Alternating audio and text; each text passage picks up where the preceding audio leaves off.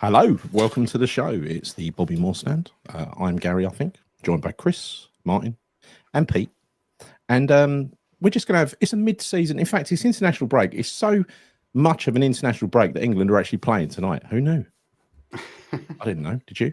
Playing now, probably, aren't they? Against Serbia. They're 1-0 up at the moment, mate. 1-0 up. I watched about 2 minutes of the game, and there's no Bowen, as per usual, so I didn't really feel compelled to watch much of it, in truth. This is why football hacks me off. This is why international football hacks me off, right? He doesn't get the respect he deserves, but that Jared. Right? So we're going to cover the news, then we're going to look ahead against the next 5 games, or maybe even the games up until Christmas, to see how many, to see whether we're going to stay up or not. I think it's directly proportional. The number of points we get in this little period. Sorry, I just dribbled, loose lips. It's directly proportional to how successful we're going to be in the second half. I think we need to gather a certain amount of points, don't we? We need to get close to 20. Do you think? Yeah. Half season point, 20 points. Yeah, I think so. I think that would be the aim, wouldn't it? Surely. Well, it's got to be, isn't it? It's got to be. So, no sooner. Let's cover the news. No sooner as our form taken a bit of an uptick, as we get the first message for a while. I don't know whether it's from the club. It's on Claret & Hugh, and the headline is, to Nuno, sell in January or lose millions. Nuno's style decision. It's like, oh my God. I haven't even read the article. Don't know what it's about, but I hate the headline. That is very similar to sell before you buy warning that came out some time ago. So we're back here again. What do you think? What do you think about that, Pete? It's not surprising, really, is it? I mean, it's what, it goes one of two ways, doesn't it? We either get some sort of big mouth comment that we've got 40 million to spend in January, which means every player we go for, somebody's going to go, we want 40 million for him, or we get told that we haven't got any money. No, exactly. Martyn, you happy with David Sullivan's decision to get the word out? I love it. Why don't just warn everyone our plans for the January window? Tell everyone what position we're in. That's the best tactical way of doing it, I think. I think it's motivational, like the same as Chris. It's motivational what the products they're advertising on the West Ham website at the moment, isn't it? Do you want to take us through them? Okay. How much time do you have? So a couple of minutes, Chris. Go on. All right. So it might take more than that. Yeah. So let me kind of take it back a little bit, and this is my frustration with West Ham. So I got off the phone with my mate Danny. You know Danny. About half an hour ago, we were speaking for about an hour, and I was telling him about my frustration with West Ham because they've deducted a loyalty point from my son, Fred. Okay. That point should not have been deducted. Okay. Because it reflects on the Bournemouth game. You may recall the Bournemouth home game last season, the cup game. You were given 2 points if you bought your season ticket. Correct. Now, I didn't buy mine. I bought Fred's, and I bought 2 additional seats for one of his mates. We basically moved into another part of the ground. Okay. Still Bobby Moore lower, by the way. So consequently, I got 1 point, he got 2. They've deducted 1 point from it, which basically meant that he couldn't apply to get tickets for a game in which he would have guaranteed to have got tickets for. Okay. Wow. So I was obviously frustrated. I sent my emails to them. They eventually came back to me nearly a week later. I think it was maybe yesterday or the day before. They said, no, they're right. And apparently it relates back to the Sevilla game, which was how long ago? Yeah, no, honestly. Come on, that was no. 22 or something? I know, right? So the point being is they don't give a monkeys about West Ham fans. If ever you didn't realise it before, trust me, I'll give you some more information, right, in a minute that will further highlight how pathetic our board are and how pathetic the club is run in terms of trying to fleece its fans and not actually reward loyalty, because you know how many games I go to, Gal. If there's an away game to go to, I'm up and down the country. If I get tickets for, I'm there. But anyway, so I was a bit frustrated with that. And then Danny gave me some interesting stories that just get this, right? We all know that fans get called up by the club with exclusive offers for season ticket holders that you might want to take up. Really good offers, you know, too good to be true, once in a lifetime offers, right? Yeah. One of his mates gets called up. He's got a season ticket, obviously, and great offer this. If you want to take it up, I'll put you in touch with Danny and he can sort it all out for you. His mate was called up and they said, so we've got a very special offer for you for the Liverpool game. How special? Chris? Now, what we can do is we will give you back the ticket price for that game, the Liverpool game, which is probably equates to about 70 quid because it's a category A game. Cash or cash? I don't know that. Probably club cash. We can assume it'd be club cash. Definitely. Okay. And exchange, what we can do is you can have a seat in Club London. Okay. Now, in Club London, what you can have is a meal at Arnold Hills, which I'm going to be honest with you, it's okay. I've been there. It's not the greatest. It's all right. Right. A pint and a program and a padded seat. Okay. Great deal, right? Do you reckon great deal? Go on. 720 quid for that. 720 quid. So they want someone who's got a season ticket already to suddenly sell that ticket for 70 quid and then spend 720 quid just to have a mediocre meal in Arnold Hills and a padded seat and a program and a pint. Like, disgraceful. I mean, honestly, it is a disgrace. Now, I know this stuff is happening, but the fact they're phoning up fans, loyal fans, season ticket holders, these deals. Okay. Now, get this. There's another experience that you could have had. I don't think they do this experience anymore. Does it get better than that, Chris? Oh, man, it gets better. It gets better, right? So this other experience you can get, okay, is I'm still stunned by this now. Okay, a helicopter ride. Now, this is something they were doing before. They're not doing it now. Right. They've got a new one, which I'll come on to in just a moment. A helicopter experience. Now, for the helicopter experience, what you need to do is you need to get your ass down to Battersea, where they would have picked you up. Battersea. You go to Battersea, and then you jump in a helicopter. You have a 30-minute fly around London, going over our lovely Goldfish Bowl, so you get a bird's eye view of that shithole. Okay, fly around for 30 minutes. They drop you back off at Battersea. They then dump you into a people carrier. It's like a Mercedes, maybe, and they drive you to the ground. When you get to the ground, what you get is a pint, okay, a padded seat, and a program. Again, there's a common theme here. Common seat. There may be a meal. There may be a meal involved, but I'm not sure what that meal would have been. Let me be very clear. For anyone who's interested in this deal, they're not offering this anymore. There's another deal that you can take on, which I'll come on to. There's an even better one. Oh, it's this one. The next one's even better, right? But anyway, so that deal. Take a guess how much that's going to set you back. Well, would have set you back. The helicopter. The helicopter experience. By the way, helicopters are crap. It was because they take you to those little ones. I went in one in New York. It went down the river there and back again. It was vibrating. It was horrible, right? It's the only time I've been in one. I'm sure they're more comfortable. But from memory, that was about a couple of £100 each. Yeah, correct. Yeah. So what it is then is just a helicopter tour of London. Helicopter tour of London and the Goldfish Bowl. Okay. Well, no, that's part of London. So it's just a standard helicopter tour of London. Like they do in New York, right? Yeah. They drop you at Battersea. All they've done is booked a regular tour and bolted a fucking people carrier onto the end of it, a padded seat, a program, and a pint of beer. Correct. Exactly. Excellent. That, right? Excellent. 1,400 quid that was. 1,400 quid. 1,400 quid. £1,400. Now, let's put for one person. Now, one person. One person. Let's put this into perspective, Gal. You could do what you did. You could book out a helicopter ride for you and your wife, for instance. Yeah, say £300-400. Maybe you get a deal. Buy a couple of tickets to West Ham, say 40 quid each. You saved yourself £1,000, right? That's amazing. Yeah. Absolutely start up an agency doing counter products. Right? Yeah. Listen to this deal. Okay, this deal it gets better.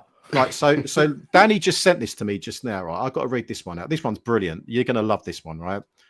Fucking hell. Training ground experience. It's laughable. Training ground experience. Okay. At the barracks, over at the barracks. Correct, right? Yeah. Enjoy an exclusive opportunity to go behind the scenes at West Ham United's training ground, Rush Green. Porter cabins. Okay, Porter cabins. Worst training ground in the whole of the Premier League, if not probably the Premier League and also Championship, maybe even League One. Right, we know that. Before taking in a thrilling, I love that. It's very presumptuous. Thrilling Premier League fixture at London Stadium. No. So you get a ticket to the game as well. There's more to this deal. There's more to this deal.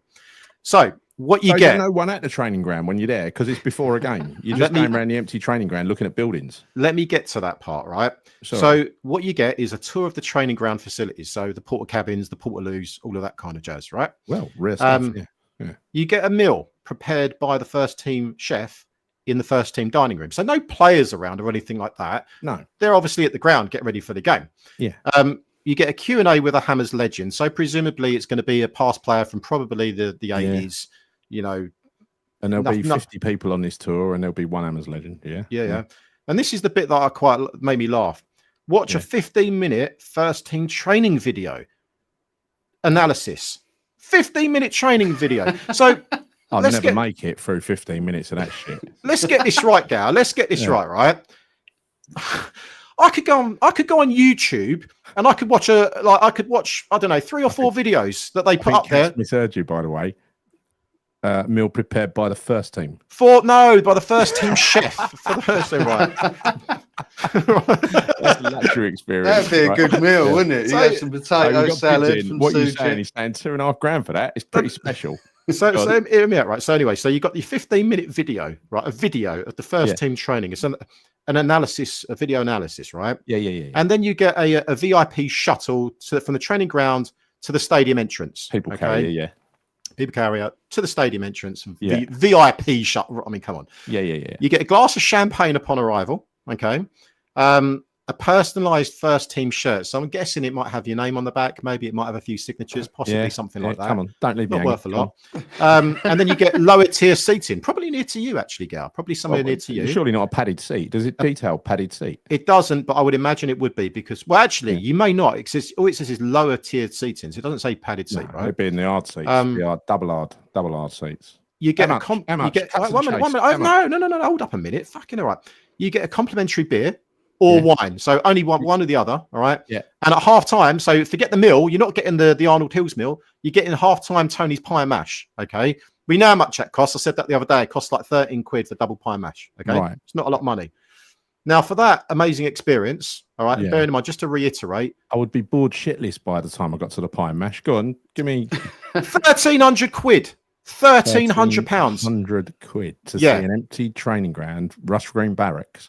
Walk around it, get in a people carrier, get taken to the ground, and have not a very good seat in the lower.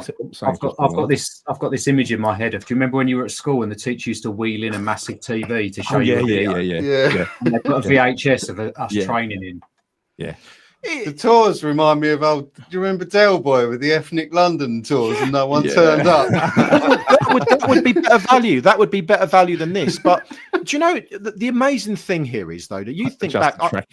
I go back to the 90s and I used to go down to Chadwell Heath. I said it many times and I'd watch a players train. I'd stand next to Harry Redknapp. You'd talk to the players. You get all their signatures. I mean, Christ, I even trained with the players before. I told you I trained with Peter Shilton. He asked me to play, to help him with his goal kicks and stuff, right? I didn't pay anything for that. Now you've got to pay for the pleasure of going to an empty training ground where there are no players to watch a video of them training. A video of them training, right? That's amazing, though. That's amazing. It's far better than real life. It's better than real life because you get all the detail, right? And you get a better narrative. You get a VR headset, so it looks like it's real. But honestly, it's absolutely disgraceful. And this is just another yet prime example of how this club are taking the piss out of its fans. But again, I'll go back to my point. I don't know, Chris. Real fans. There's offers there. I think the people in the chat, they you don't want to let Danny's name out because he's going to get victimised next time. He's giving such special offers. He's not working for West Ham. Danny ain't working for West Ham, but he told me about these offers, and it was just like, you have got to be having a laugh. I mean, and then you look at things like, as an example, being a mascot. I mean, Christ, you go on a waiting list, and by the time you get picked, you have to pay 750 quid for the pleasure of your kid walking out the tunnel for about 3 minutes with Jared Bowen, walking back in, and you're 750 notes down. I mean, how? And this club's doing this for free.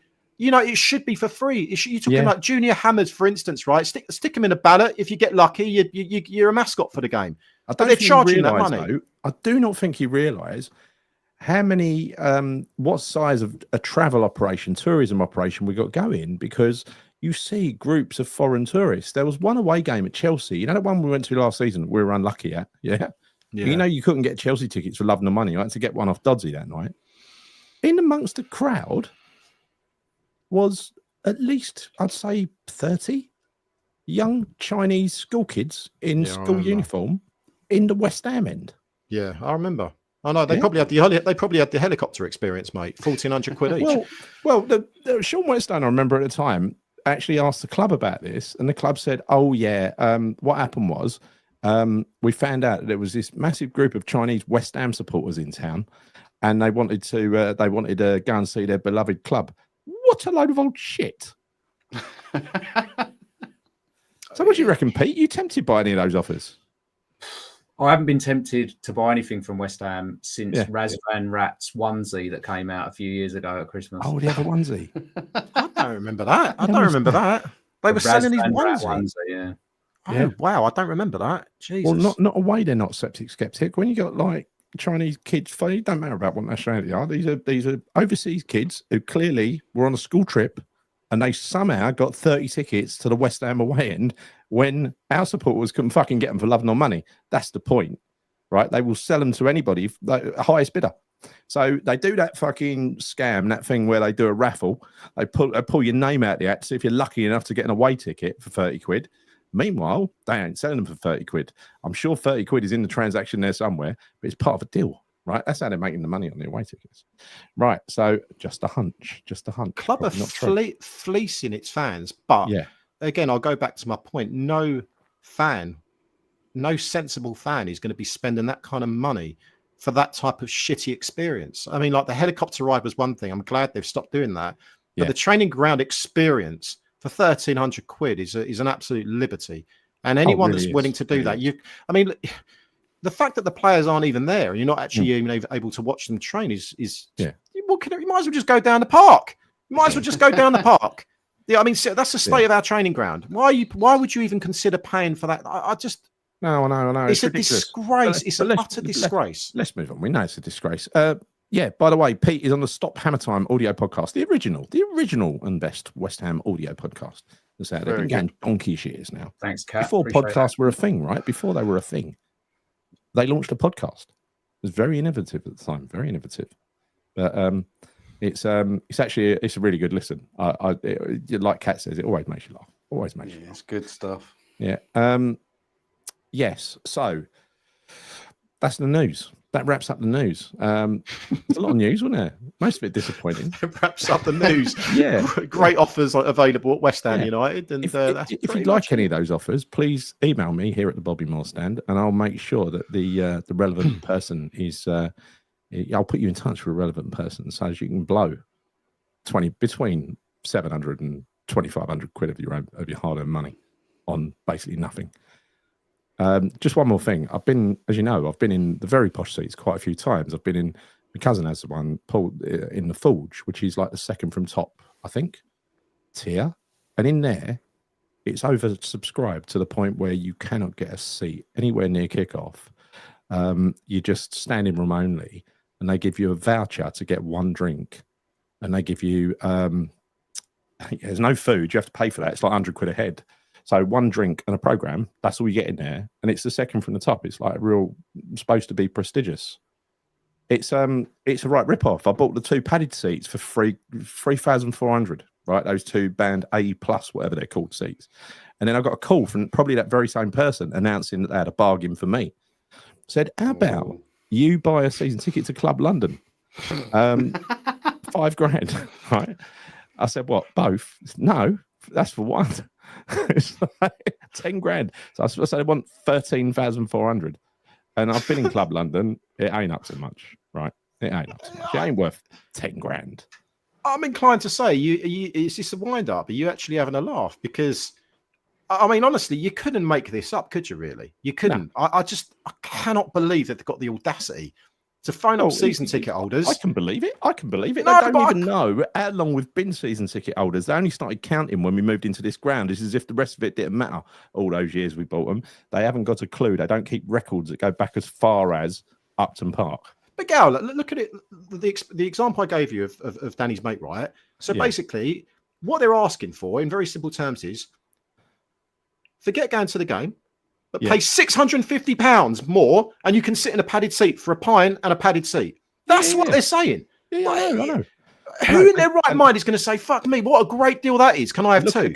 Look at the cost, right? The seat is £3 for a home game, no matter whether it's padded or not. It's £3. That's how much it costs them.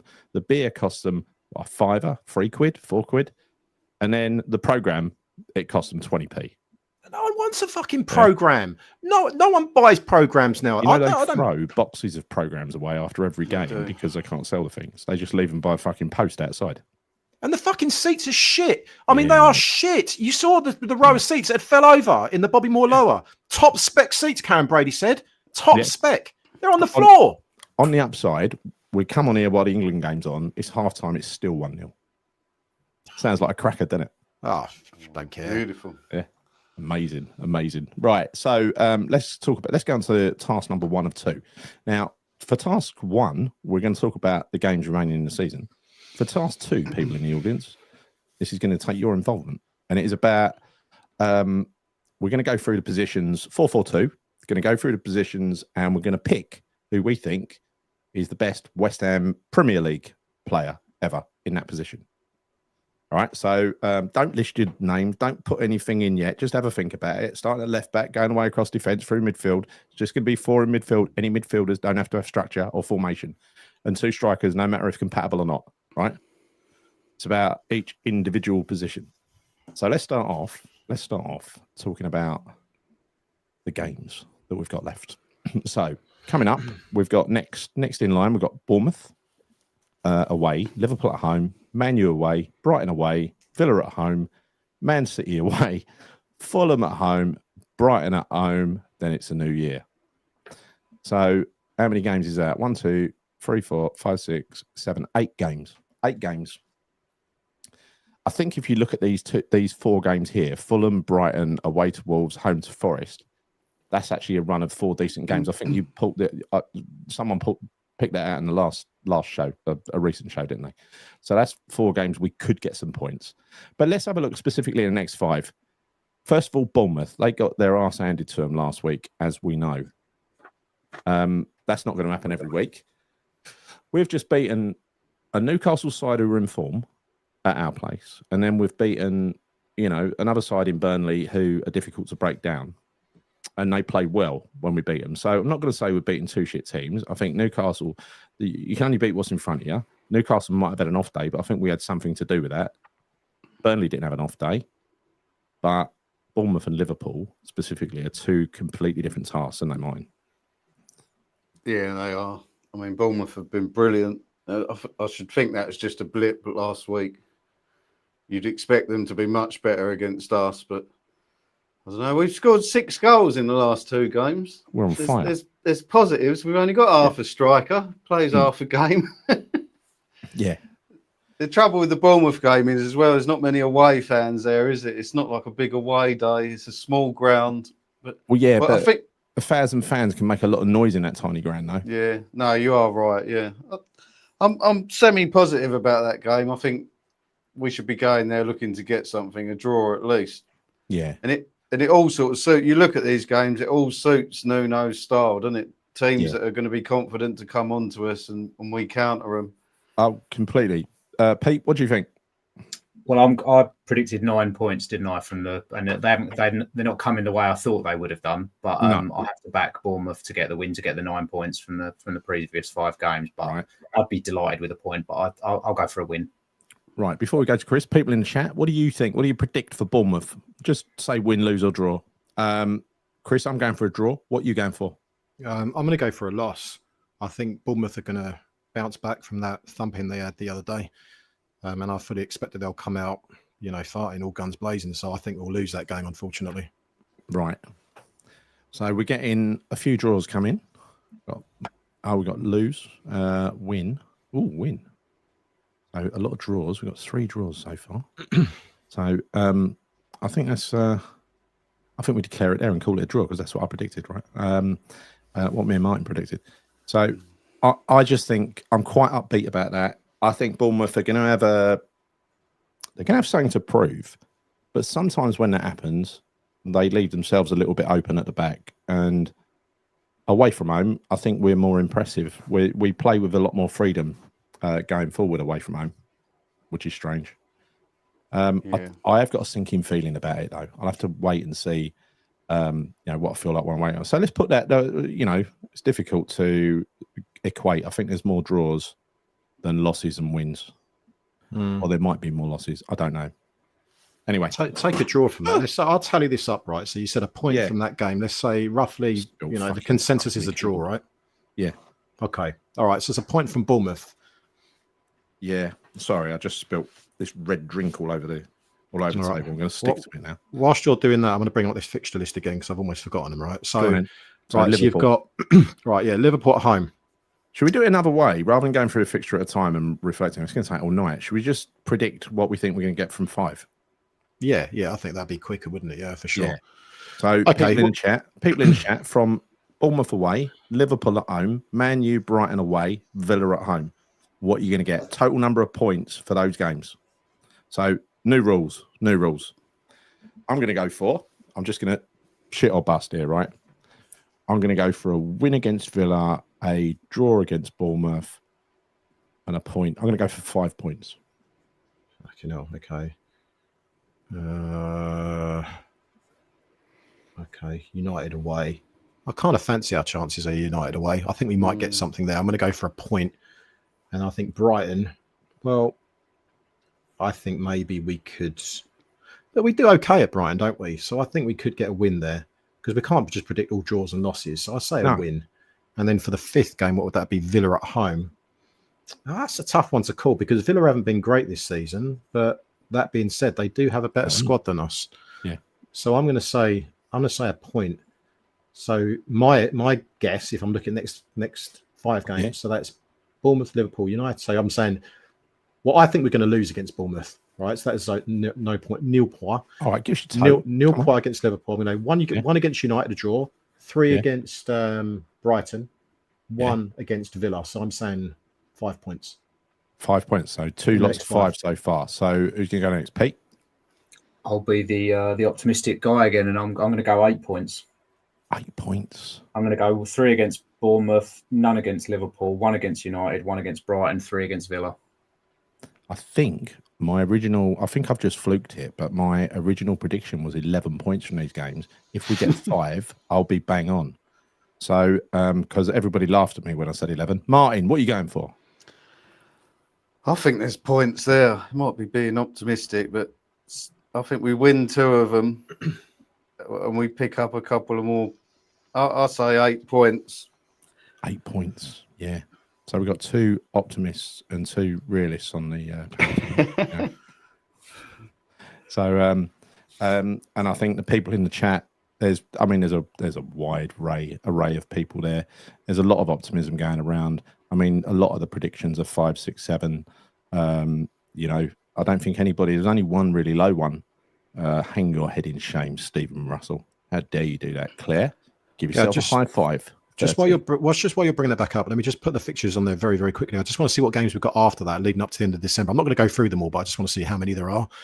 So you've got so it's Man City, 3, Fulham, and Brighton. Okay, so 3. Man City. Well, actually, no. Let's just go through this really quickly. Man City, none. Fulham at home. We should be able to get something at Fulham at home. We'll win that. Yeah. And Brighton at home. So I'm going to say, oh God, let's say 4 points. Yeah, I'm going to say 4. A draw and a win. 9 in total before the end of the year, which means 19. Yeah, I would agree with you on that. I'd say so. If we get to 19, then in theory, that's kind of roughly, give or take, where we would probably want to be. We want to be close to 20 points. Yeah. Exactly. Yeah. What do you reckon? Turn of the year, Martin? What are you going for? What are we on at the moment? Work it out. I'll come to you in a minute. Well, I had 8 points from those other ones. I reckon we'll get a win against Brighton at home and a win against Fulham. So that's another 6. So that's 14. So that'll put us on 24 points. Right. Wow. That's Europe. We'll be pushing for Europe if it goes like that. I'm already booking my tickets. You are? Yeah. As well you might. We're going to be around that sort of 18 to 20 points, I think. Yeah. So, is that what you're going for then? You're going for 8 or 9 points in total, Martin? Yeah. So only 1 more point to the 8 you predicted earlier from those 3 games. See, now you read. I've cat amongst the pigeons now, right? Yeah. It's like I just can't see us being over 20 points by then. But it is like a dream. I'd love to be there, but yeah, it is like a dream. Like I said the other day, because we know how this plays out, right? If we're doing well and we look comfortable, there will be no money spent in January. Oh yeah, that is the way it works, right? But that's the big worry, isn't it? Because of course, on the one hand, you want West Ham to win and accumulate as many points as possible. Yeah. But yet, on the other hand, we all know that we're 1 or 2 injuries away of being a relegation threat. Well, we are a relegation threat team as it stands right now. So I think regardless of, even if we do hit 20 points come the end of the year, we have to invest. Because, you know, I was saying this to Danny earlier on. There's plenty of variables outside of our control here. You talk about injuries. You know, you're going in that peak time during, you know, the winter period where you do pick up injuries. So if we do get an injury to one or two of those players, we're screwed. We're literally screwed. So us trying to work out how many points we're going to accumulate between now and the end of December, which we have done. Yeah, it's hard. It's so difficult to do that because you almost have to take this on a week by week basis. It's impossible. We'll be wrong. And exactly as a special one and wants to kill any form of fun, how can we predict it? Yeah, it's exactly what I was saying. It's exactly what I was was saying. Prediction, right? Don't agree with him, Chris.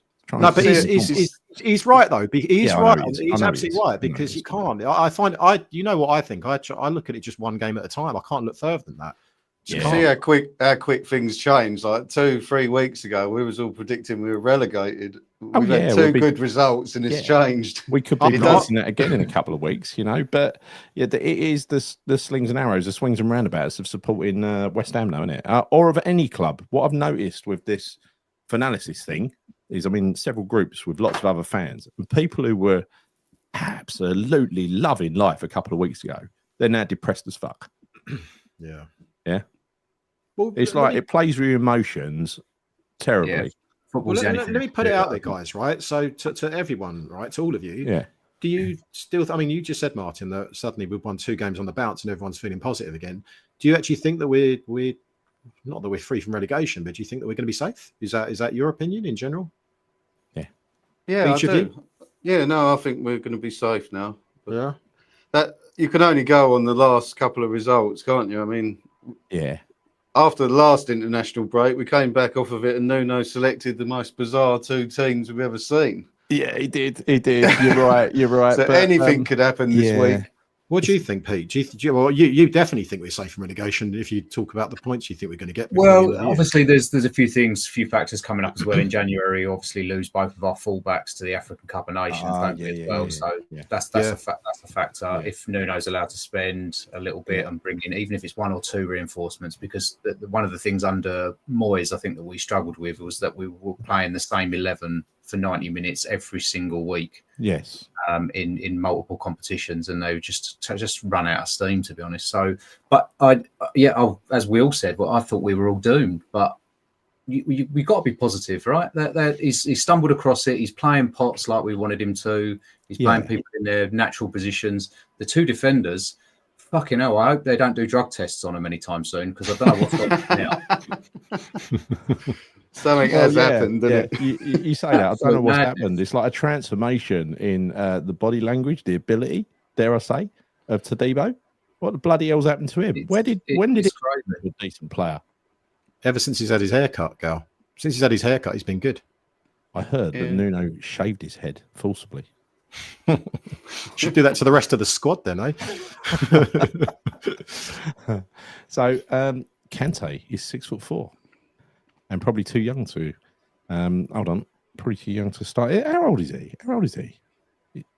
I mean, he looks like a big lump, doesn't he? Not just height. He looks physically like he's filled out, doesn't he? Great goal he scored the other day. Yeah, really good goal. Magassa. So anyway, look, let's move on to part 2. Just really quickly. I do want to bring one thing up. One thing. No, okay, we're staying up, right? That's now confirmed. But do you worry by any chance that because it's international break, and we know what happened in the last international break? Nuno, if you look, it was Everton before we went on the international break. He had the midfield of Magassa, Fernandes, Paqueta. Came back. Obviously, those guys, some of those players went on international duty. Came back, changed it up a little bit. Now, I know you can't change a winning team, but is there any part of you that thinks, I'm a bit worried that he's only working with this selection of players for the next 2 weeks, that he might do something similar again? Because I'm a little bit worried about that. I don't know Nuno well enough. He can't do that again. I think he was experimenting with the different spare parts in his squad to see if they were useful to him. Probably in training, they looked all right. But this is true. What Paul Flower says here, most seasons we get 1 or 2 wins against the top 6 sides. I wonder if we will this year, or if it's different times now. Who knows? Maybe Spurs go their place and win. Revenge. I wonder about that Liverpool game as well. I don't know what protests are planned, but I think that should almost be the thing. We go in there and be West Ham and make that stadium alive and just really put on a good performance, and the fans as well. And just, that's like we used to play them big teams. Oh yeah. Something's planned. There will always be a decent atmosphere against the big sides until such a point as we're 10 minutes in and we're 4-0 down and the game's over, right? But but again, against Liverpool, again you get more tourists for that kind of game as well, don't you? Yeah, So, you do a lot. I don't know. So, but anyway, there will be a protest. I don't know what shape it's taking yet. It'll be announced very, very soon. Very, very soon. There was one idea that I can't tell you about, but that's fabulous, right? So, watch this space on that one. The fans were phenomenal against Burnley. Yes, we were. It was nice in there, wasn't it? It was nice. Yeah. The whole day was nice. It was like a bit of an old school day.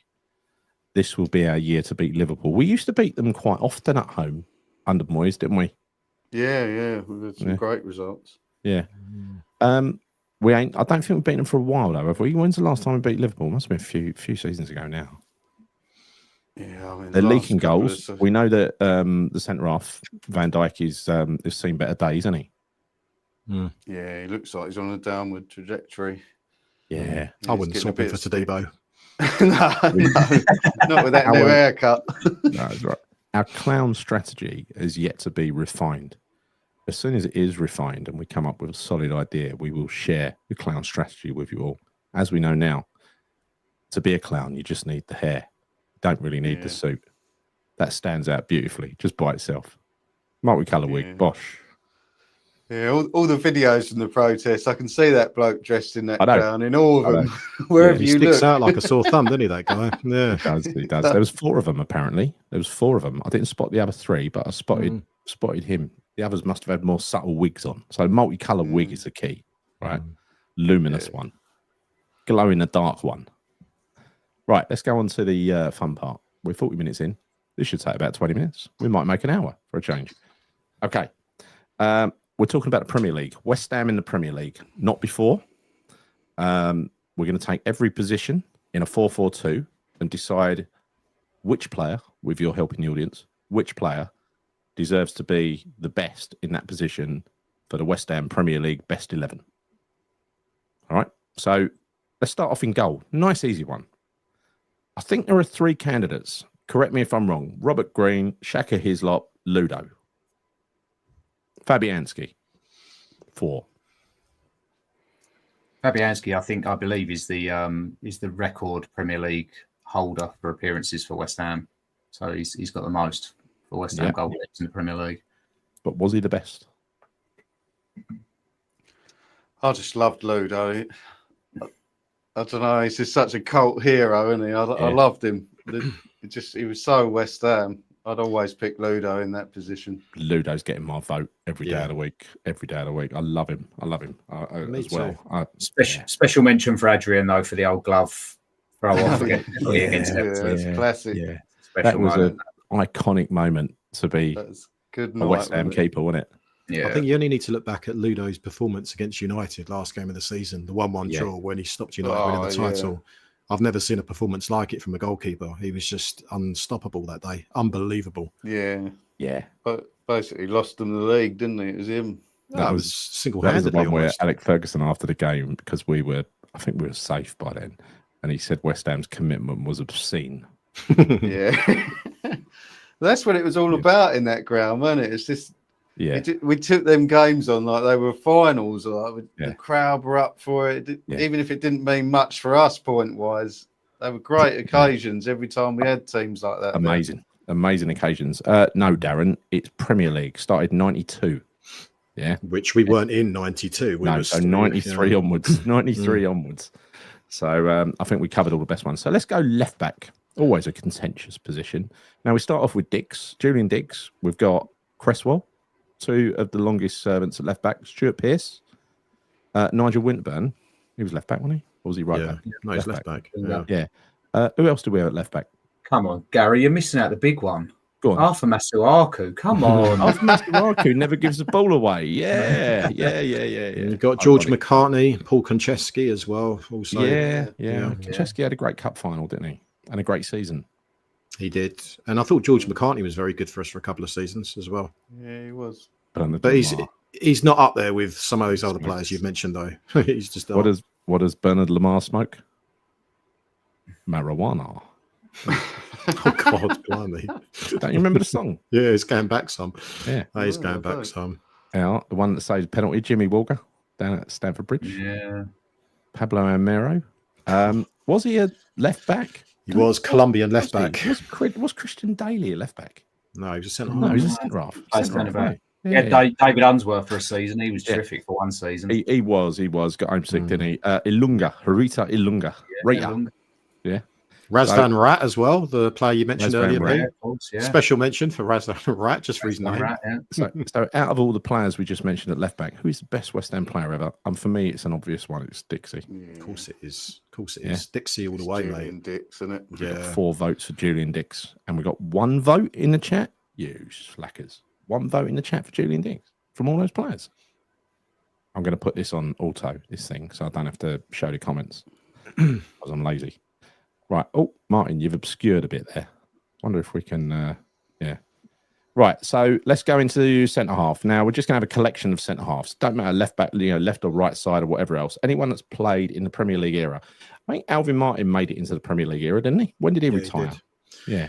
I think he left West Ham probably around about 96, 97 time. Probably around that sort of. Tony Gale didn't, did he? Tony Gale didn't make it into there because he left the season before and joined Blackburn. He won the title with Blackburn, didn't he? Yeah. Premier League winner. Yeah.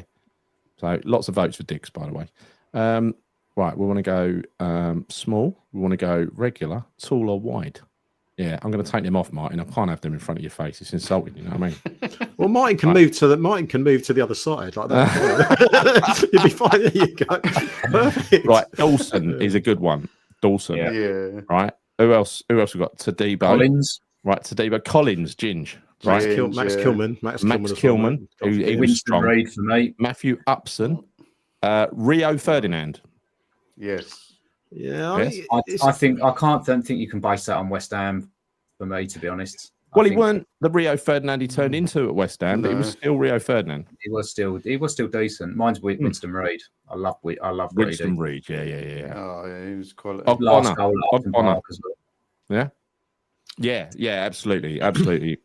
Ogbonna's a shout. I tell you, I mean, the difficulty around this is: are we kind of looking at are we looking at tenure as well, Gal, here, or are we just looking at how they perform specifically, even if it's for a short period of time? No. It's no criteria. It's a completely subjective thing for you. Who do you think was the best pair of centre halves?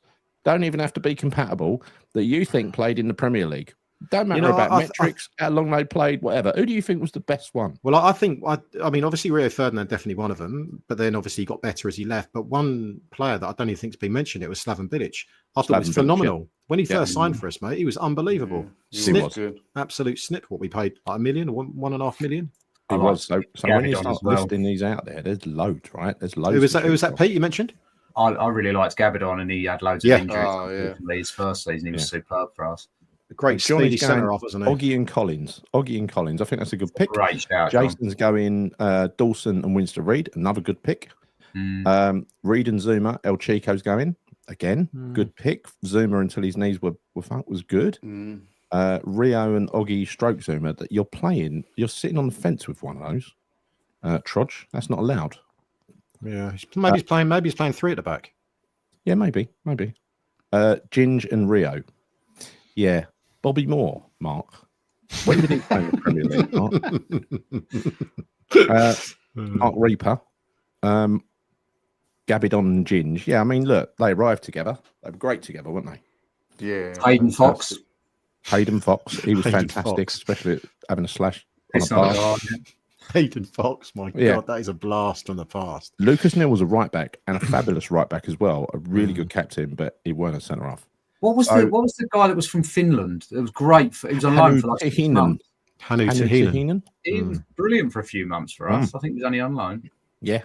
Tilo Kera. Christian Daly. Love of my life. Christian Daly. Oh, yes. I want curly hair too. So Javier Margas, who dyed his hair claret. Oh God. Hannu Tahinen. See? I would go with I would go with Rio and Bilic. And I mean, don't get me wrong, Ginger Pele and Gabadon, all great players. But I think Bilic and Rio played together and they were formidable. I know it's for a short period of time, but both were exceptional players. So I'm just going to go with them. I'm just going to go with those guys. And when you look at Dawson, he wasn't I'm also looking at how good they were for a sustained period of time in their careers as well. Yeah. Both are quality players throughout their career. Some of those players you've mentioned there kind of tapered off a little bit as well. So I'm going to go with those two. How many times I have to tell you this? But Bilic pissed off to Everton only once. He kept us up. He insisted on staying until the end of the season. Did. Right? Yeah. So right, Ginger and Dawson. Brad Hunt says, right. David Unsworth, he was a fullback, wasn't he? Yeah, He could play both though. He played left side of a back three when we used to play that amazing wing back system. But I like the idea of Bilic and Ferdinand because you've got the mixture of pace as well. And I think you always need to have pace in the centre half. And Rio was quick. I think if you play Ginger Pele and Dawson together, you've got no pace there at all. You know, both amazing in the air, but not particularly fast on the floor. You know, so I think Dawson fitted the purpose for that season in that team. He was perfect for it, right? He wouldn't have fitted in a Harry Redknapp back line, I don't think. What do you reckon, Pete? Mine would probably be Reed and Ogbonna because I love that last season at Upton Park. It's got so many great memories for me. But I can't deny that Bilic and Dix in the dressing room, as besties smoking cigars, would have been great as well. So yeah, true. This is a tough one for me. You go first, Martyn. Go on. I know it wasn't Rio's best period in his career, but I just love a defender that brings the ball out. And so I'd have Rio in there, and I'd probably have Ginge because I love Ginge. I just thought he was West Ham through and through, and 2 spells at the club. Yeah, some of them games.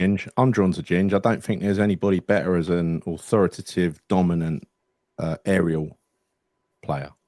Yeah, some of them games, he'd head the ball out all game, wouldn't he? It'd be like 20 headers out of the box, continuous. You know, you told to me, I'm going to change Bilic for Pele. I need to. I just think I can't be disloyal to Ginger Pele because he adopted us. He adopted us as his own. Thomas Repka, nutter. Right. But I mean, for affection and recent memories, I would say Ginger and Dawson because I thought that's just amazing, right? That season, I'll never forget the way he was in that season, Dawson. But don't forget, this is the when he came Premier League 11, though, Gal. No, it's not the all-time Premier League 11. No, it isn't. So I'd say it is Ginge and someone, and I'm going to go Rio. Yeah, I'm changed my mind with Bilic, by the way. So I'm going to go with Ginger Pele and Rio. I think that's a good combination, actually. I have to take your first answer. Sorry. No, that's nonsense, mate. The mad thing with Dawson is when we signed him, we was all going mad. That's a very good point, Andy. He turned out to be a fucking legend, right? You've got to change it now. You've got to have Mavropanos in there, right? Yeah, Mavropanos. Why did anyone mention Mavropanos? He's a magnificent specimen. Or Roger Johnson, Gary. Roger the Relegator. Remember Stimac? Yes, sadly I do. Yes. He wasn't bad. What do you mean sadly? He was a good player. No, he was a good player. Good player. Yeah. Good on his player. Good on his lad. Yeah. Right. Anton and Rio. Yeah, see, Anton. He did all right for us, Anton, but he was a bit meh, wasn't he? Yeah. He scored that goal against Man U where he leapt like a salmon. Oh, what about the goal against Fulham, though?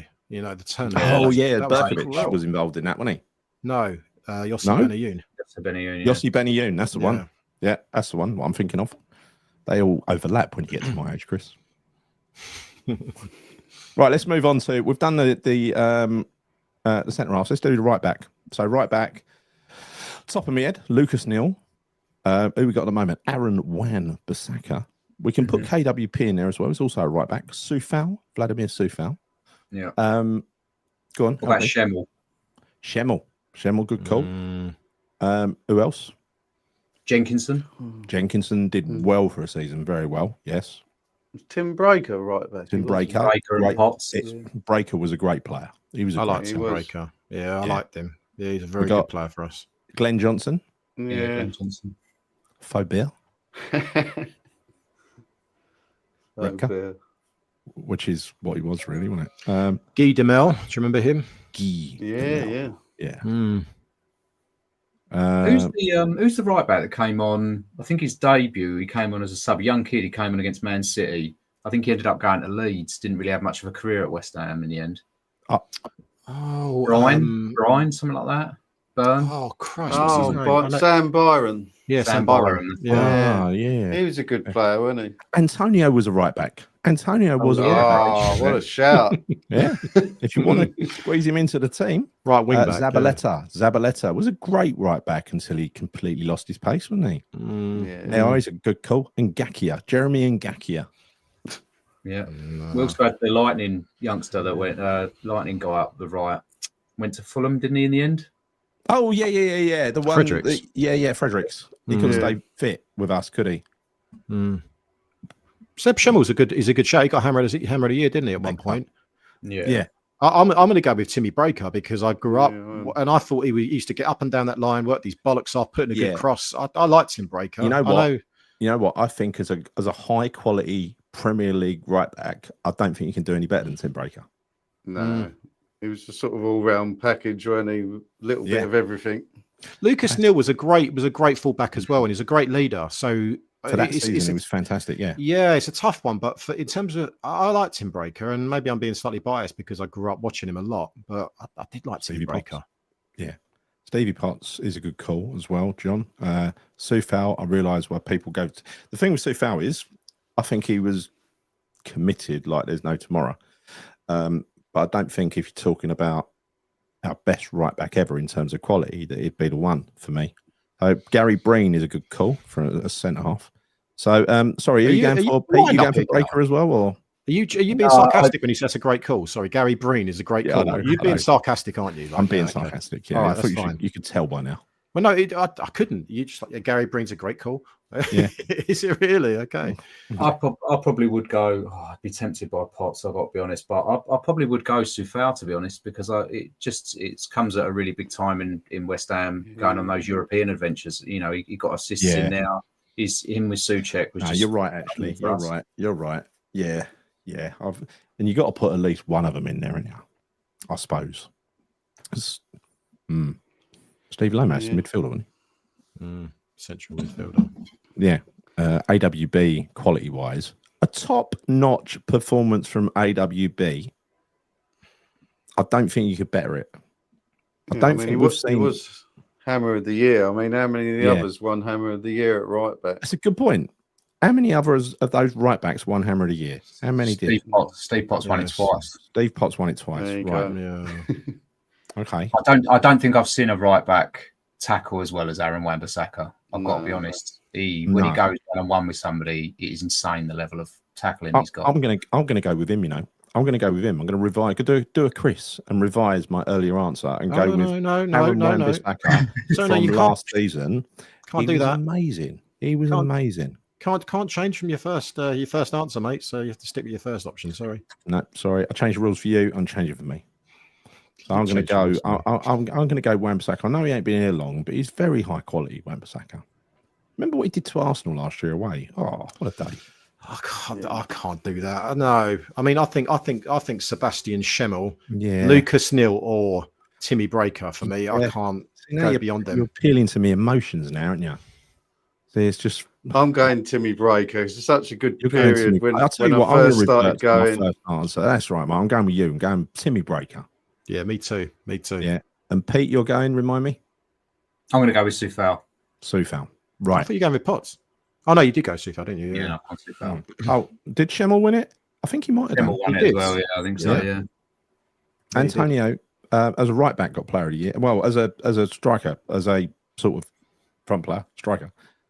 Most successful striker ever in the Premier League. Got it, I think. Aaron Wan-Bissaka, do. That ain't the song. Yes, it is. There's special mentions for all them players. I mean, they've all been excellent. When did Ray Stewart play in the Premier League, Reg? Right. Okay. So 93 onwards. Restate the rules. We're moving into midfield now. So it can be any four midfielders. It can be wingers. It can be central defensive midfielders, attacking midfielders. You name it. Just pick four. And we've got bloody loads of them. Oh, fuck me. So, that's tough. That's really hard. Can we not break it down to like positions here? Because that's a lot. All right. Let's go. Well, this is just what you do usually when you pick these sort of teams, right? So let's go. All right. We go left side. Right wing. All right. Whatever. Yeah, go on. Go to one of the sides. Left side. So who's it going to be on the left? Now we got Lanzini. Lanzini. Well, everyone played on the left for Moyes. That's the thing. Yeah, Pablo Put Lucas Fornals. Paqueta in there, wouldn't you? Pablo Fornals. Yeah. Everyone. Yeah. Vlasic. Joe Cole. And You could play him on the Lazaridis. left-hand It's a side. game, Reg. It's a game. We're trying to narrow it down, boil it down. We're not doing all-time West Ham. This is all-time Premier League West Ham. This is the game tonight. I like this game. Come on. Join in, Reg. Join in. It's so hard, isn't it? There's so many good quality players, actually. Stan Lazaridis played on the left. He was decent. I liked Skippy. Yeah. Yeah, but he was only here for about 2 seasons, wasn't he? And then he buggered off and he was at Birmingham, right? And then his career again tailed off. So the thing with that Lazaridis was he had pace. That was the big attribute that he brought. I can't have Lazaridis there as my first starting left winger. No, I'm not saying he is. I'm just saying he played there. I think. Okay, all right. Kevin I think a couple of Keane. these players only KWP. played a couple of years in the Premier League, didn't they? I mean, Ludo only played 2 or 3 years in the Premier League. Yeah, didn't he? that's true. Yeah, that is true. That is very true. Yeah. John, Alan Devonshire did not play in the Premier League, John. Payet. It was Payet left-sided. I thought he was left. Yeah. Left midfield, central attacking midfield. He Yeah. played in multiple positions. Yeah. Didn't really stay in one place, Moses did he? played there as well, didn't he? Who? Victor Moses Moses. played there. He Yeah. played was right. right. He played right and left, didn't he? I think he Did could he? play on both flanks. Yeah. Matty Everington was right, wasn't he? No, he was left. No, Was he he was left? Yeah, come on now. Fucking hell, I don't know me left and me right. there. Yeah. Many a cross Kevin- came in, whips in Kevin and out. Keane was left, wasn't he? Mate, we're doing Premier League here. Kevin Keane weren't playing in the Premier League for us. Come on, mate. Was he not? Did he not make the Yeah, I Premier think- League just? No. Kevin You Keane. Sure. Yeah. No, he wasn't in the Premier League for us. I'm sure. What do you I'll come on? check. I know you're I good. think- You're good with this knowledge, Pete. I mean, Kevin Keane didn't play in the Premier I League for us, don't did believe so. I think he was on Yeah. the coaching staff. he? God, he's definitely there in the promotion, yeah. He did give Yeah. me Everington gave me my finest night at Upton Park, probably all of us. The finest night at Ipswich Upton one. Park. Yeah, that Ipswich Brilliant game, night. that goal. Brilliant, that one. Wow. Joey Cole played left as well. I know that wasn't his Ooh, favourite that's position. good but Joey yeah, as Cole. well. Trevor Sinclair was on the right, wasn't he? Because he put that ball Yeah. across to Di Canio, do you remember? Canio, yeah. Yeah, Trevor Sinclair is a what's the point? fantastic shout for the right hand side, but focusing on the left is tough because you've got players there that kind of typically weren't left-sided players, but they did play left side for West Ham, like Joe Cole, like Dimitri Payet, people like that. He did cut him from the left, Reg, but he was a striker. I'm going to go with strikers in a minute. We said the formation was 4-4-2, didn't we? Yes. Yeah. Okay, so Dimitri Payet goes on the left-hand side for me. Has to. Yeah, absolutely, 100%. Right, the only world-class player we've had, I think. I think he's In the best my- player I've ever seen in a West Ham shirt. Yeah. I'll be honest. Exactly that. Definitely. Exactly that is the only world-class player I think I've ever seen for West Ham firsthand. Yeah. Right. Not Paolo Di Canio. No, you don't think he was world class? I don't think he was that level Mm. at all. I think he was genuinely. I mean, this is a player who went to the Euros and was player of the tournament. Yeah, I think he was probably third best player in the world at that point. Only Messi and Ronaldo ahead of him. We had the best player in the Premier League that Yeah. season. It's Well, never that's happened, is it? Defines the term world class, doesn't it? At that season, he could have played for any team in the world. He would have got was- into any side. I'll He never was on the forget Ballon that. d'Or list, wasn't he? He was on the Ballon d'Or Yeah. list that season. My dad, Yeah. It was a pity because my dad died the year before. He would have fucking loved him. He would have absolutely loved him because he used to really get excited over Thierry Henry. Even though as a West Ham fan, he loved Thierry Henry. I used to come in the front room on Sunday. He was watching the football, sort of getting excited over Thierry. I used to say, he's fucking finished his shit. The fuck all he is. Yeah. Ben Rama, he was great on the left, wasn't he? Caduce, he loved it on the left, didn't he? Yeah. Wow. Michael Hughes, yeah. Gary O'Neill. Now, John, you can't introduce your own rules. I know Devo wasn't Premier League era, but he still gets my vote. Yeah. All right. So it's got to be Payet for me. Pete, Yeah, Payet all day long. Martin. Yeah, it's got to be Payet. Yeah, for Not Kevin Keane. Not Kevin Keane. Andy Legg, Kevin Keane, and Chris. I said Payet. I was the first one to call him Payet, out. right? So we're all easy. Payet. We are universal for once, right? Let's go right side. Let's go right side. Who are we doing on the right? Well, we've already called out one name, Trevor Sinclair. You know, Trevor Sinclair. Yep, he would be a strong one for me. Yep. Jared Bowen, without Jared question. Bowen. Jared Bowen. Yeah. He's a right-sided player. He's probably the best one. Yeah. Mikel Antonio as well, because he played right midfield or right I've wing only for us mind for a up long already, period of time. Jared. Yeah, I have. Yeah. It can only be Jared on that side, can't it? Yeah. Scored the winning goal in the final. It's the only trophy we've won in the Premier League era. So I think, Phillips was top draw, yeah. He I was. think Jared Bowen's probably the obvious one, but I must say, Trevor Sinclair I thought was a fantastic player as well. We could sprinkle in a little bit here and say we could get Bowen up as the striker and play Sinclair as the right winger. No, we've got enough strikers. We're gonna have fun with the strikers. No. Let's not ruin it. Let's not ruin it.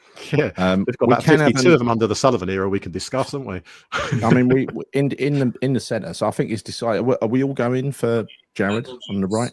Yeah. Well, that's my choice.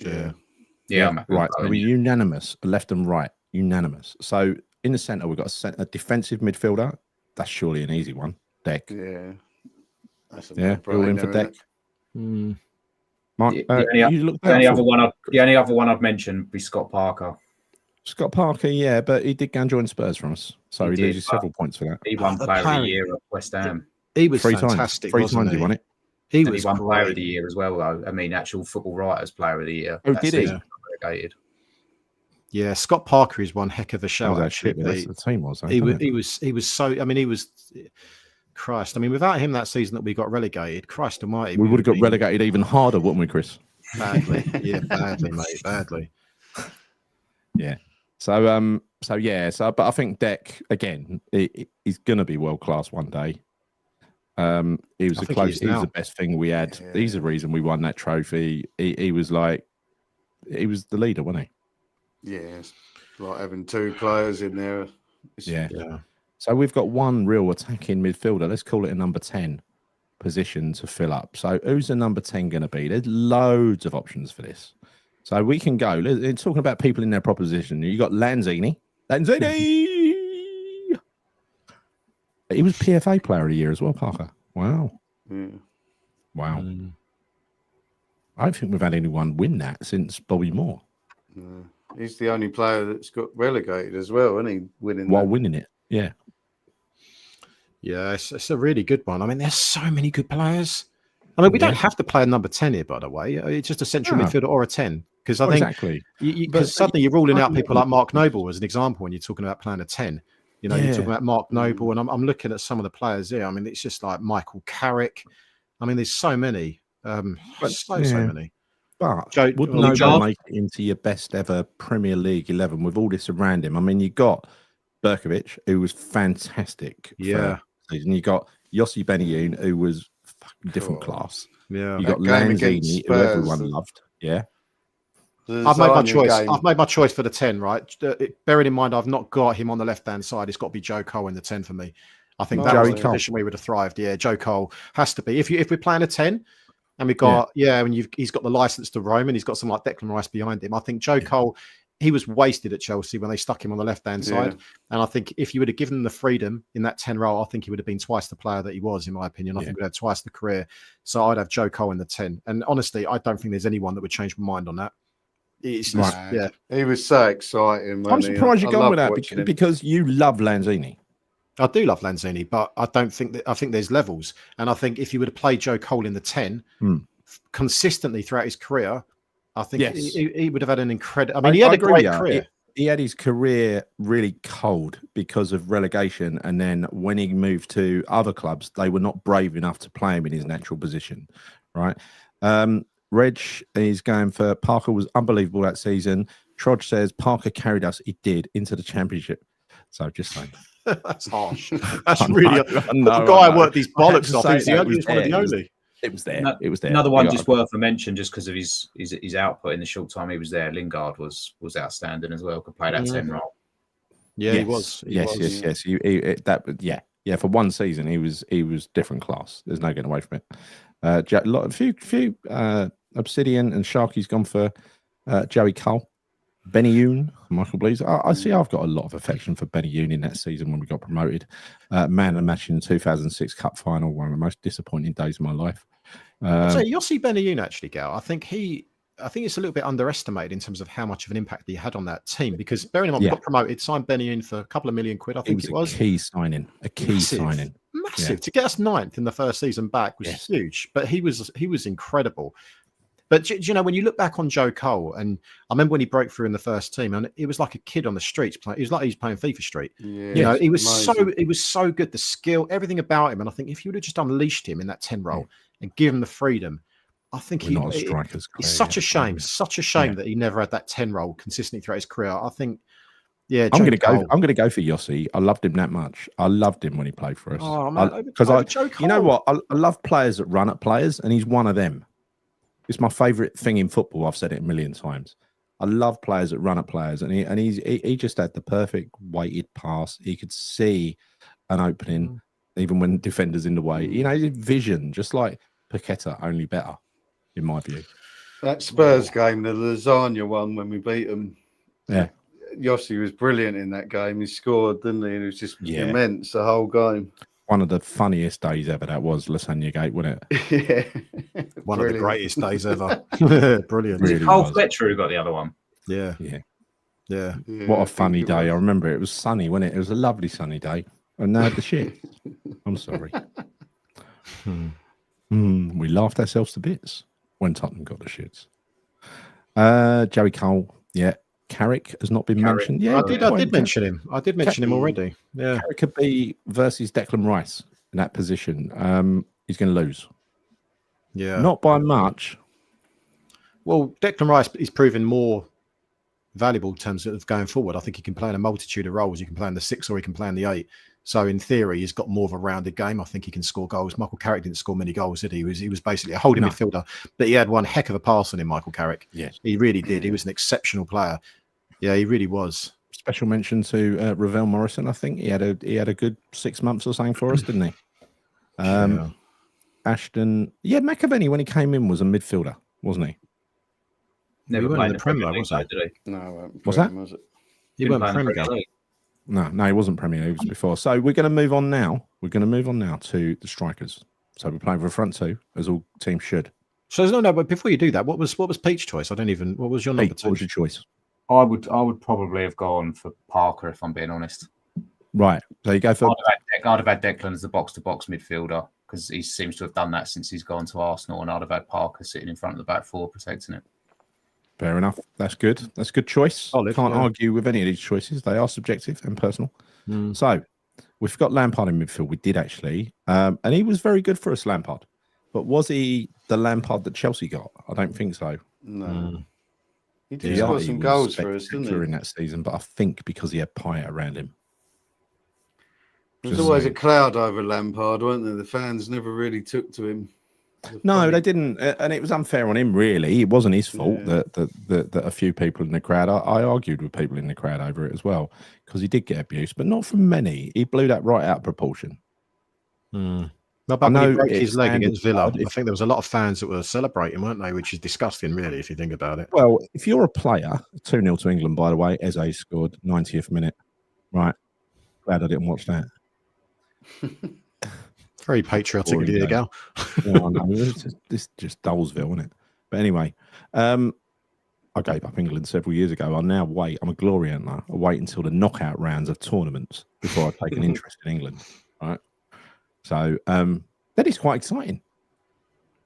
So we're going to go up front. Now, there are several players we can choose from. We've got Hartson, Kitson, Di Canio, Ashton, Bellamy. Who else?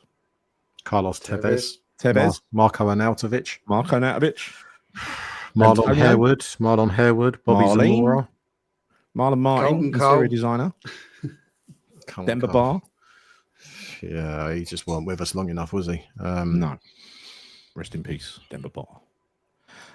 So, who are you going to go for from that? This is tough for me. I loved Bellamy.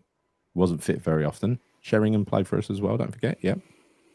I loved Hartson. I really loved Hartson. The original Hartson. The Hartson that turned up and bulldozed through defences. I loved that Hartson. He was so close to winning the Golden Boot, weren't he, the following season? He was just scoring like so many goals. So unbelievable. So good. Remember that Arsenal game where he just basically ran through their defence? There were so many games where he did that, though. Yeah. But Arnie did that as well. Arnie ran through defenders. He reminded me in many ways. Little burst of pace, but very, very physical. So let's have a look at the pairings that people have got together before we come to you. I'm struggling with this one, I've got to say. So tough. Mark's gone with a front three of Ashton. You can't have that. You've got to pick two. Get off the fence. Get off the fence, Mark. Right. Tony Cotty as well, by the way. I mean, yeah, Tony he's not been Cotty. mentioned. Yeah, Tony Cotty. Yeah, but in the Premier League era, that weren't his best Tony. That weren't the best Tony Cotty, was it? No. Right. So Stephen Russell's gone for a really good choice here. Di Canio and Boogers. Yeah, I think Boogers is obviously the standout. Di Canio just kind of squeezes in there. Yeah, he does. Trodger's gone for Ashton and Di Canio. I've got to be honest, that's going to be my pick. Yeah. Because Ashton was going to be England's regular striker. See, that's why I can't go Ashton, I don't think. Just basically because he didn't. That's the thing. He got us to a cup final single-handed and was magnificent that season. Yeah. Poor fucker. I just feel for him. I get that, but I can't. I would go Antonio because he's our all-time top goal scorer there, and I think he's a monster to play Premier League football. Yeah. And I think it's a toss-up between Arnautovic and Di Canio. Because Arnautovic was a nasty bastard, but I've got to have Di Canio there before I look at anyone else. It's got to be Di Canio because Di Canio by default goes up front for me. It's the big question, and I've got is who's going to be partnering him, and then I'm thinking Dean Ashton, Carlos Tevez as well. Carlos Tevez is Di Canio and Di Canio. Yeah, Carlos Tevez is another one. Well, Di Canio and Tevez would have been just something else, right? Yeah, that's true. Can you imagine? That's the thing. I mean, you talk about physicality, but Carlos Tevez was very physical as well. Even though he wasn't the tallest guy, he was very physical. Can you imagine the triangles as well? Because you'd have had Payet on the left of this team as well. Oh my God. Yeah. Could you imagine the football would be served up? Wow. Who would have taken the free kicks? You would have had Payet, Tevez, and Di Canio all fighting over the free kicks. Payet easy. Because I mean, bearing in mind, I don't really remember. We forgot about Defoe. Nah, Mini Judas. Yeah. No, not for me. Who's now his sins have been waved away because of what he did with that young lad at Sunderland. He's a good guy now. That's an amazing thing what he did, but that's got nothing to do with football. So I'm not. Shut up, Chris. No, Chris. Be reasonable. Be a human. No, it's got nothing to do with football. It's got nothing to do with football. For some memorable goals as well, Andy Carroll. Andy Carroll, yes, the overhead kick and several others. Several. I think was it a hat trick against Arsenal? Yeah. Sacco was unbelievable as well. Fulkrug he's been superb, hasn't he? Oh, you're right. If we're counting Ashton, then it's Hartson and Di Canio. See that emotionally, I can only imagine. Imagine Big Johnny Hartson fucking getting in amongst those defenders and freeing up space for Di Canio. Did they not play with each other at any stage? Did they not play with each other at any stage? I don't know. Because it's very close, very close. Didn't they sell Hartson for $7.5 million and sign Di Canio and Foe with the money in January? You might be right. I don't think they played together. I don't remember it. But imagine Hartson at his peak when he was brilliant for us with Di Canio at his peak. Just picture that for a minute. What would defences have done with that? I think the only thing that we're missing there, though, when you talk about Di Canio and Hartson playing up front, is no pace because Hartson doesn't have pace. And when you look at the game nowadays, but Di Canio didn't need pace. He did everything at a snail's pace, like Brooklyn, right? No, I hear you. I'm just saying it's a different type of football nowadays. Are we talking about the all-time team to play in today's Premier League or just in general? No, it's what you think would be the best Premier League pairing. Now, on quality, I'd have to say, and complementing each other, I would go with what was suggested earlier. I'd go Tevez and Di Canio. Yeah.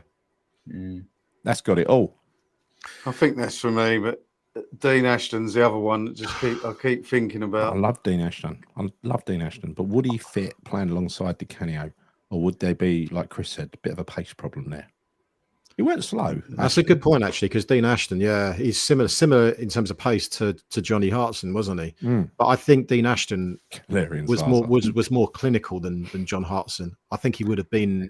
That is the one player that you're just so gutted he got injured. By Sean Wright Phillips of all players as well. It's just disgraceful. Yeah. Hartson wasn't underrated, I've got to say, from us in the stands. We loved him. Absolutely loved him. I was sick when he went. He only went because he booted Berkovic in the head, didn't he? Yeah. Silly. Oh, that was amazing. Hartson and Kitson together were amazing when they first come that season. But I just remember Hartson running through the Arsenal defence, and the defenders just bounced off him. It was just like my much best power. memory. You were talking about Everton that night against Ipswich. For me, that Tottenham 4-3 game.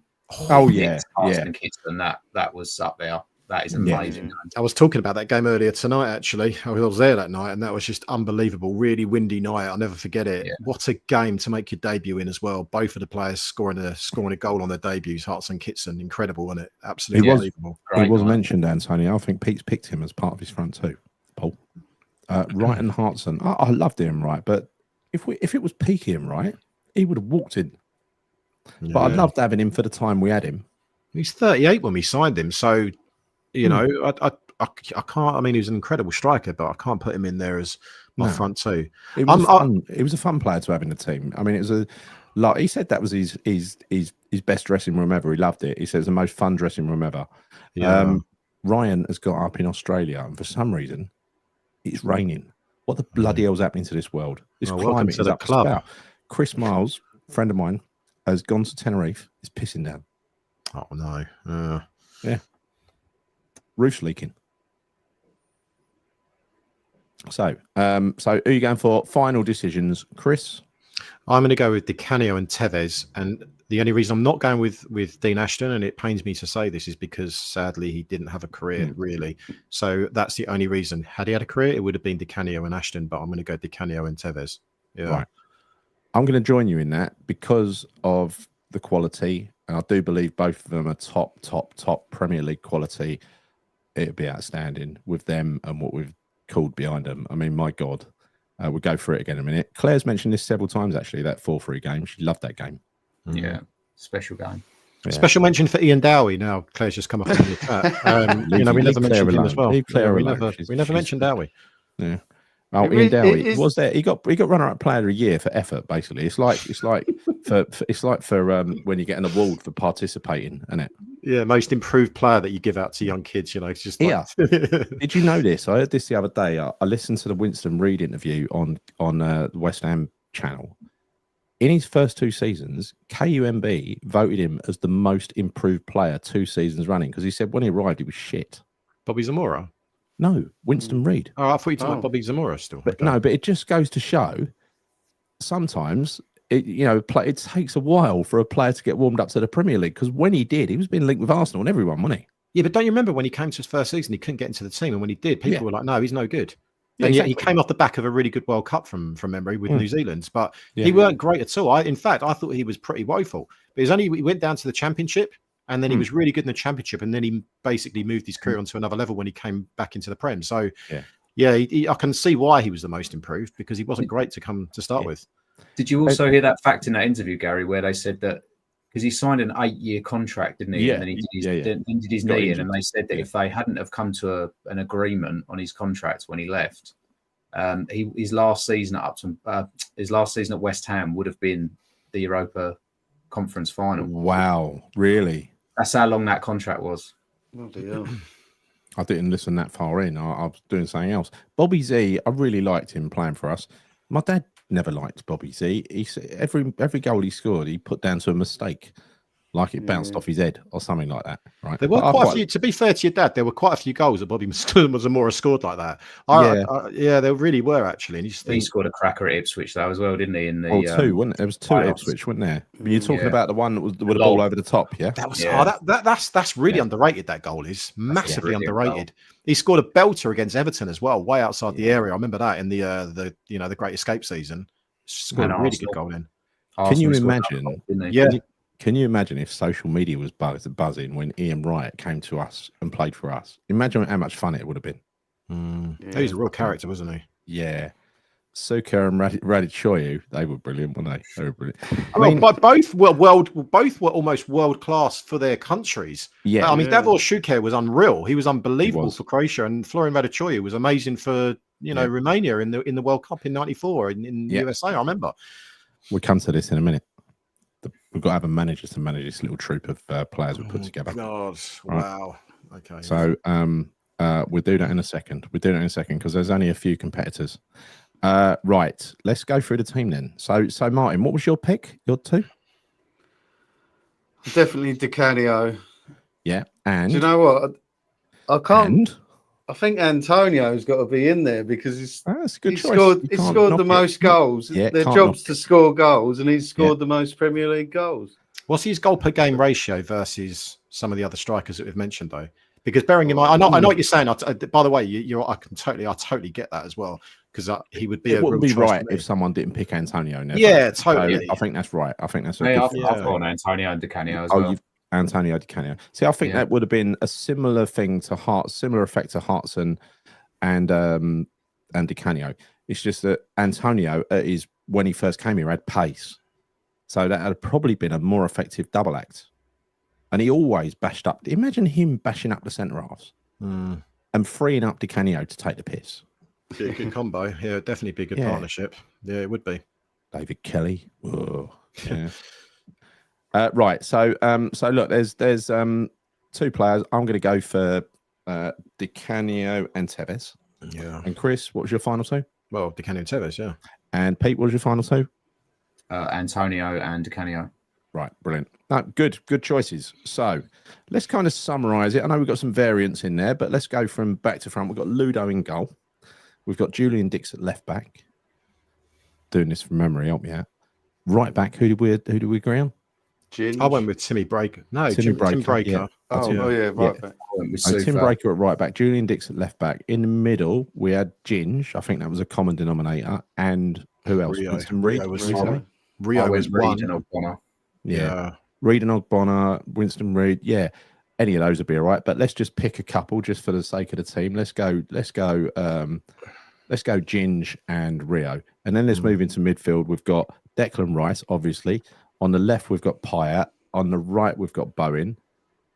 Attacking midfielder, we've got who are we going to go? Joey Cole. I think there's a common one there. Man. Yeah. Joey Cole. And then up front, you've got Di Canio and, well, I'm going to say Tevez. Me and Chris we're at the top, so we're going to take priority because we're at the top. Yeah. Right. But that is one hell of a team, isn't it? That is goals. Can you imagine the amount of goals with that team? I mean, Christ. You would need two balls. For Pyatt and Di Canio playing on the same side of the pitch. Can you imagine that? Though, Gary, that the other names that we've mentioned that you've simply struck off for your own joy would be on our bench, right? They would. Yes. Yeah, we'd have a Let's go with a bench. We'd have a bench of about, if I had to pick a bench as well, it'd be a bench of about 55 players. Yeah. Well, imagine all them players knocking on the manager's door every day, like, why ain't I in this team? Yeah. But, just think about that, though, just really quickly. You think about, right, Dimitri Payet on the left, Joe Cole in the 10, Jared Bowen on the right, Tevez and Di Canio. I mean, the goals in that, that is just obscene. It really is. And the entertainment value as well. Good idea from El Chico. Let's pick one sub each. Oh, fuck. That's really hard. Hey, the Mullins, right? No. No. Because I ain't got. See, I'd have. Oh, fuck it. Well, you struck out Antonio, didn't you? And Parker. So if you've struck out Antonio, he'd be my sub striker to come and cause mayhem in the last 15 minutes. That's a great shot. Yeah. If it'd be an alternative to me Tevez as well, right? So yeah, I'll go Antonio on the bench. Martin? I'd go Parker, I think. Parker on the bench, good choice. Yeah. Pete? I'd go Trevor Sinclair. Oh, that's a fucking cracking choice. And Chris? I'm just going to go with Mr. West Ham. I'm going to go Mark Noble. Oh, yeah. I thought you was going to say Pablo Fornals there for a minute. But good choice. Yeah. It's good choice. So finally, you got to pick the manager. Who's going to manage it? And there's only a few choices here. There's some similar records if you look at them. So it's all going to be down to personal choice. There is only one choice for me, but we go through. I think you should consider Bilic, Moyes, Ari. Don't forget Chocolate. Yeah, Pardew. Alan Pardew. Yeah. Who are you going to go for? I'm just going to go first on this one for me because of the players that we've got in our team there. Yeah. And because the way he played, Harry. Trev Brooking as well and Rhoda. Yeah. Harry Redknapp managing that attacking bunch of players would just be absolutely incredible. Exactly. The only answer. You put Moyes in charge of that team. We'll be sitting back for 70 minutes, right? I know. That has to be Redknapp in charge of that team, doesn't it? It's got to be. You can't. He'd just say, go out there and have fun, wouldn't he? Just go out there and have fun. Yeah, just enjoy yourself. Yeah. You've not even mentioned Lopetegui. I mean, I mean, unbelievable. No, I mentioned no. Or Potter. I mean, No, Lopetegui. Yeah. Potter's a good shout, isn't he? Redknapp all day long with those lot. Yeah. Redknapp, I think for everybody, Redknapp gave us, what was the year, for 6 or 7 years, and it was largely a lot of fun, wasn't it? Yeah, he loved Mavericks, didn't he? He loved people who won the ball, like. Yeah.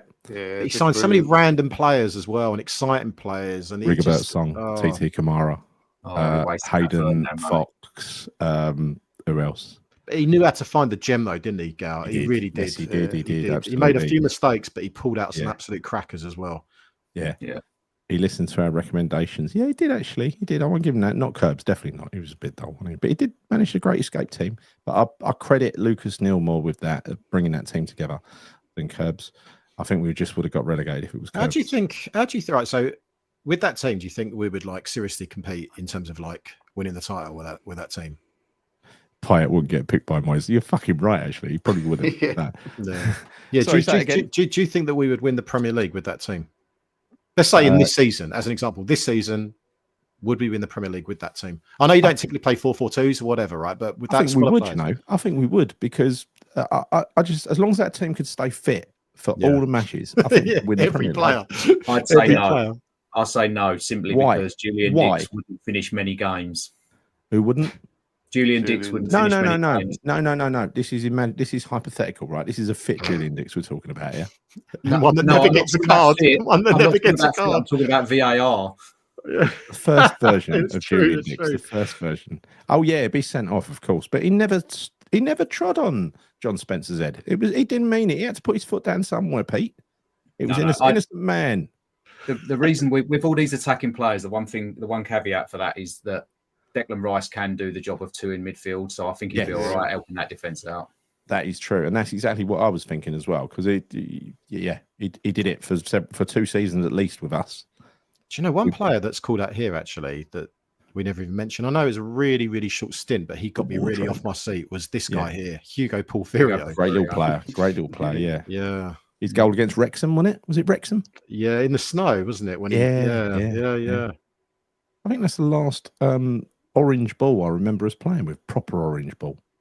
God knows how you played in that, honestly. Didn't we play with an orange ball when Jonathan Spector turned into Lionel Messi and we beat we did. That was a snowy night. It wasn't I don't know if we played with an orange ball because it was a snowy night, but I don't think it settled. I think it happened during the game. You're right, because it was snow that was all shoveled down to the side of the. Yeah, you're right. Actually, I remember. Yeah, you are right. You could be right. You could be right, Pete. I don't know, but I just remember orange. It's like I can remember the picture of the orange ball with the light coloured kit. Porfirio. Was it the light coloured kit or the gold one? Was it the creamy one? Yeah, creamy coloured one. Creamy exactly one. Right, the creamy coloured one. Yeah. But there definitely wasn't snow on the pitch for the United game. Pete might be right with the colour of the ball, but I do remember them shoveling that snow off because I remember he jumped over Carlton Cole went flying in the snow, and I remember that on the side of the pitch. That's the only reason why I remember it. Yeah. Carew and Picquion were the goats. Yes, they were. They were a pair of goats. You're right.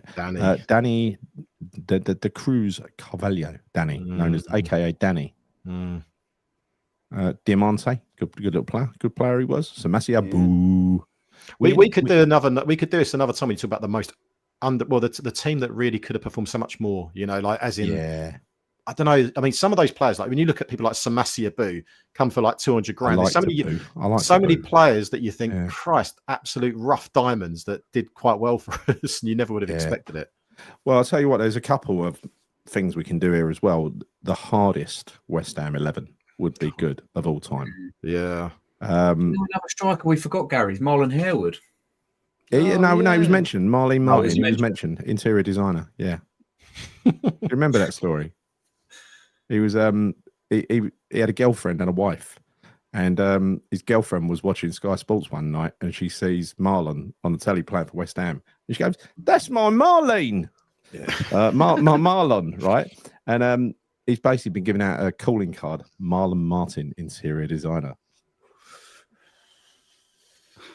Famous, unbelievable. Son, Posh, Wellington Paulista, great player. Valen Brahmi, I liked him for a season. Valen Brahmi.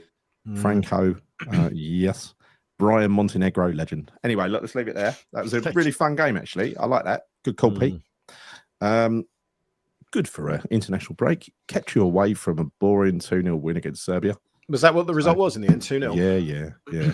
Goal in the 28th and the 90th minute. So basically, from when we come on the show, you had to wait until the 90th minute to see another goal.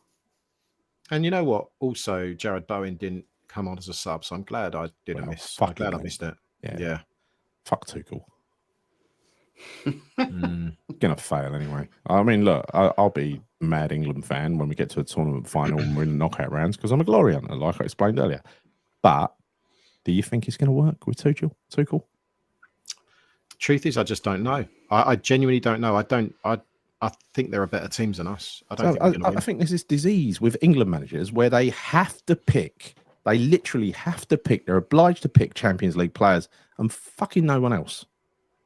Irrespective of what team, what players complement each other, the first priority is: do you play Champions League? Yes or no? If yes, you're in the starting lineup. I'm still of the belief that I think anyone saying, I'm talking obviously the players, but the manager as well, and the backroom staff, the coaches should all be English. It's the England national team. I just believe that. I'm not. That's not me being racist. I'm just saying I think they should be English. I think so too. I'm not against having a foreign manager. But I think it says a lot when you say there are no English men good enough to manage the team, so I've got to go abroad and look for a foreign manager. That's what he's saying. That's the problem I have with it. Yeah, I do as well. I mean, don't get me wrong. Obviously, you back him too, cool and everything. Of course, you back him. You're backing your country, but I just think I don't agree with it. I think it should be a British manager, but again, we don't have an English manager. So yeah. This was the last time I really enjoyed a tournament because I went to 2 of the games. Was Euro '96. I fucking love that tournament. You know what killed it for me? It was that South Africa tournament with the Vuvuzelas. There was no atmosphere there at all, right? Yeah. It was crap. Right, let's leave it there. We got a couple of honourable mentions. We've got I ignore England team until tournaments. Yes, same here. Knockout rounds, not the groups. They're boring. Ian Pearce was mentioned. Tuchel has to win, otherwise it's a failure. Well, yeah. And he's got the best English players. You should be able to put a team together that roll over Serbia a little bit better than that. That's what I'm saying. He's got an abundance of talent, but he lets like Roy Hodgson, like all the managers before him, Champions League into the starting lineup. You go, even if you played 5 games for Arsenal, get in the fucking starting lineup for England, irrespective of whether you compliment the other players or not. It's all about qualifications. There's a minimum entry barrier. Anyway, I'm ranting. I think the only thing with the England team for me is, and the reason why I don't think we'll win is because I don't think we have the defence for it. I think we've got good players going forward, but I don't think we've got the intent for it, Chris. I think we're far too defensive, and we've got flair players coming out of our arse. We've got the best league in the world, and yet we're too timid when it comes to these tournaments. Drives me mad. I think they overcomplicate it. It shouldn't be that difficult. My theory is just look at the best club side in the world. So say like PSG won the Champions League last year. Yeah. Replicate that system so everyone knows what we're doing and pick the best equivalent player for every position, regardless of who they play for. Well, it's like all those years. We play fucking Lampard and Gerrard, 2 uniquely unsuitable players together because they were big names. Why? And Bellingham, I'm sorry, I'm not a Bellingham lover. I go for Deck, I go for Palmer. I think they're talented, but I'm not a Bellingham lover. I know people will disagree with me, but I'm just not. Pete, what do you reckon, Pete? You've gone all quiet. Well, no, I think Bellingham. I'm like you, mate. I wait till the big tournaments because we always seem to clean up when it's in qualifying, and then never really do. Or we have done recently, I guess, under Southgate. But I've heard that Bellingham is a bit Marmite with quite a few of the squad because he's made it all about him. Yeah, yeah. That's what I read into it. That's what I read into it. He's a showboater. Yes, exactly what Claire said. I think his profile has gone to his fucking head. And Trodge, he wins the World Cup. He's done his job. Fail, no different to Southgate. Correct. He's got a lot of options. Anyway, fuck England. Let's wait for the tournament. And then I'll be the biggest English supporter. I'll be a right hypocrite. I'll get my England shirt out. And I'll be cheering them on. Face painted as well, you know. I'll be really angry when we get knocked out. Really angry. Right, Paul Flower. One final word. 112 years at Upton Park. Never forget. 100-year lease at the London Stadium. Forget. No. Not forgetting, still West Ham. Oh, we didn't need to end on that note, did we? No. Bloody hell. No, we're going to go. We need a cheerful. We need a cheerful outro. What we're going to do? Skulls should have played, but yeah, of course. But anyway, look, we're getting drilled down.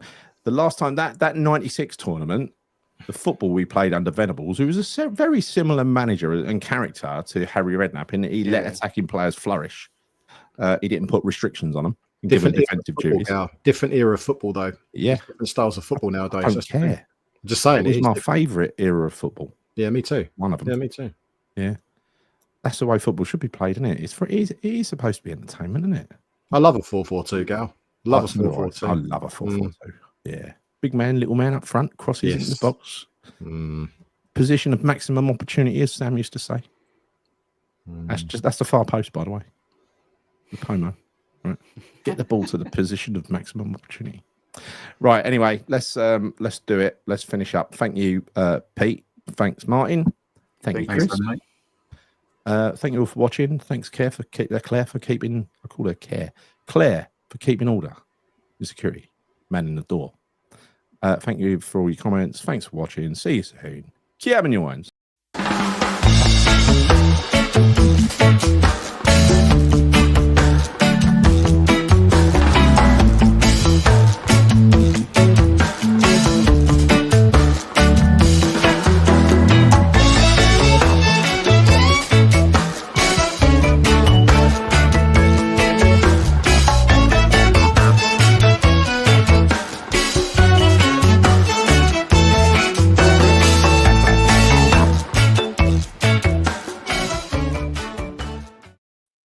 Yes, we're back.